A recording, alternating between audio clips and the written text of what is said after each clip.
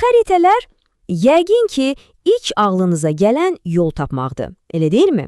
Amma əslində onlar bundan qat-qat artığıdır. Düzgün istifadə ediləndə xəritələr ən mürəkkəb, ən qaranlıq sirləri belə aça bilən güclü bir detektiv alətinə çevrilir. Gəlin bugün məhz bu mövzuya baş vuraq. Sizcə, adi bir kağız parçası, üzərində bir neçə xətt, ölümcül bir sirri necə aça bilər?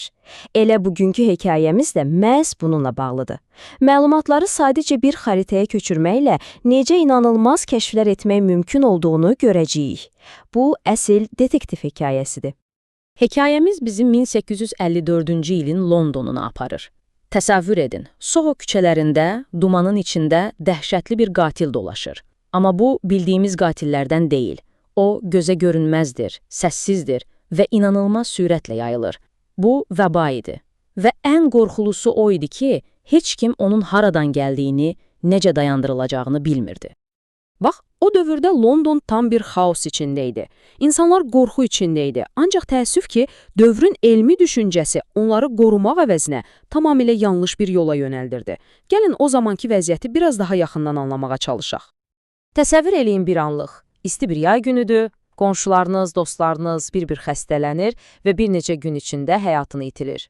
Həkimlər nə deyir? Deyirlər ki, səbəb havadakı pis qoxulardır. O vaxtlar buna miyazma nəzəriyyəsi deyidilər. Yəni, güya ki, xəstəlik çirkli havadan keçir. Amma bu, təbii ki, tamamilə yanlış idi və insanları ölümdən xilas etmək üçün heç bir işə yaramırdı. Və bax, məhz bu ümidsizlik və xeosun ortasında hamının qəbul etdiyi bu yanlış fikrə tək başına meydan oxuyan bir adam ortaya çıxır. Tamamilə fərqli, hətta o dövr üçün radikal bir fikri olan bir həkim. Bu həkim Dr. John Snow idi. O, bütün elmi ictimaiyyatın qarşısında dayanıb deyirdi ki, problem havada deyil. O, problemin suda olduğuna inanırdı. Düşünün, hamı bir şeyə inanarkən tək başına çıxıb demək ki, siz hamınız yanılırsınız. Onun fərziyyəsi çox sadə, amma bir o qədər də cəsarətli idi. Bəlkə də bu görünməz qatil havada uçmur, insanların hər gün içdiyi suda gizlənib. Deməli, ortada iki böyük nəzəriyyə toqquşurdu. Bir tərəfdə, demək olar ki, hamının qəbul etdiyi, amma heç bir möhkəm sübutu olmayan pis hava nəzəriyyəsi, digər tərəfdə isə Dr. Snow'un məntiqli görünən, amma hələ sübuta ehtiyacı olan çirklənmiş su fərziyyəsi. Yaxşı, bəs Snow bu iddiasını necə sübut edəcəkdi?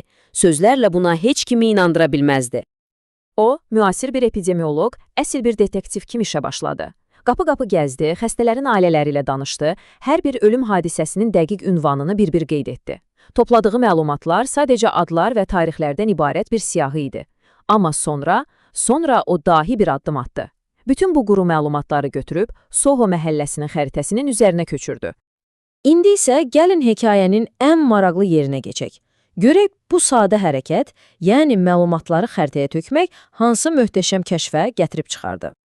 Snow xəritəni götürdü və hər bir ölüm hadisəsinin yaşandığı evin üzərinə kiçik bir qara xətt çəkdi. Unutmayın, o qara xəttlərin hər biri bir insan həyatı, bir ailənin faciəsi demək idi.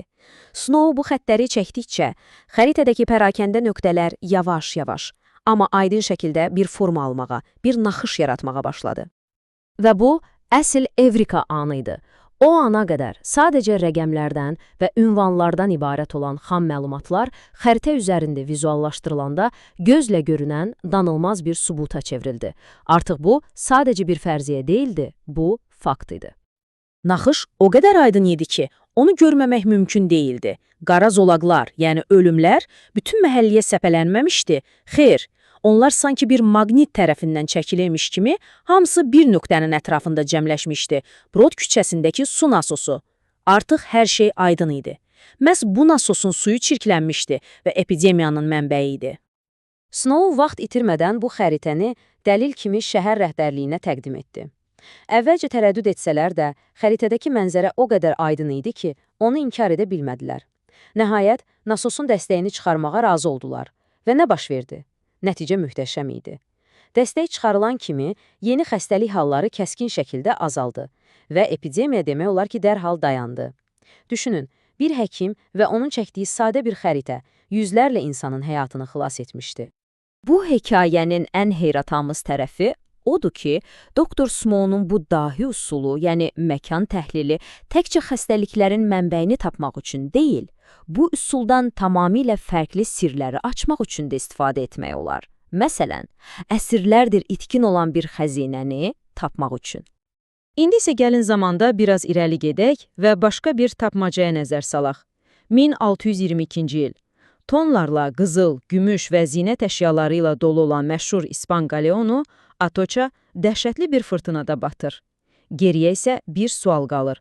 Bu nəhəng sərvət haradadır?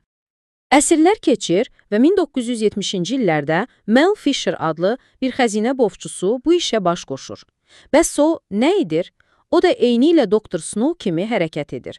Arxivlərə girir, yüzillər əvvələ aid köhnə İspan xəritələrini, gəmi kapitanlarının qeydlərini, fırtına haqqında məlumatları toplayır. Sonra bütün bu coğrafi məlumatları üst-üstə qoyaraq, gəminin batmış ola biləcəyi ən ehtimallı ərazini müəyyən edir.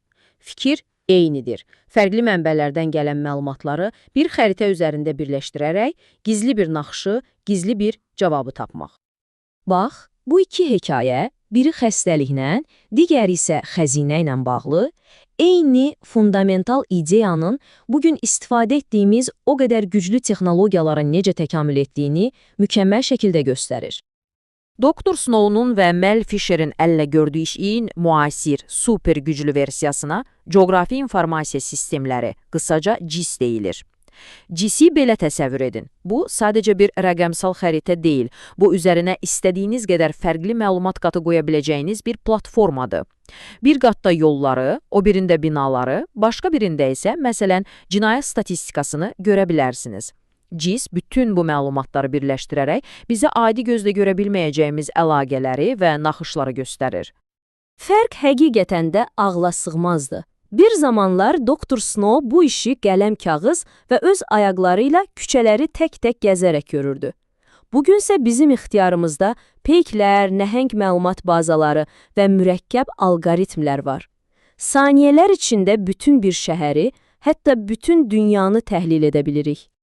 Və bu texnologiya artıq həyatımızın hər yerindədir. Məsələn, COVID-19 kimi pandemiyaların yayılmasını real zamanda izləmək üçün GIS-dən istifadə edildi. Polis təhlükəli zonaları müəyyən etmək üçün cinayət xəritələri hazırlayır.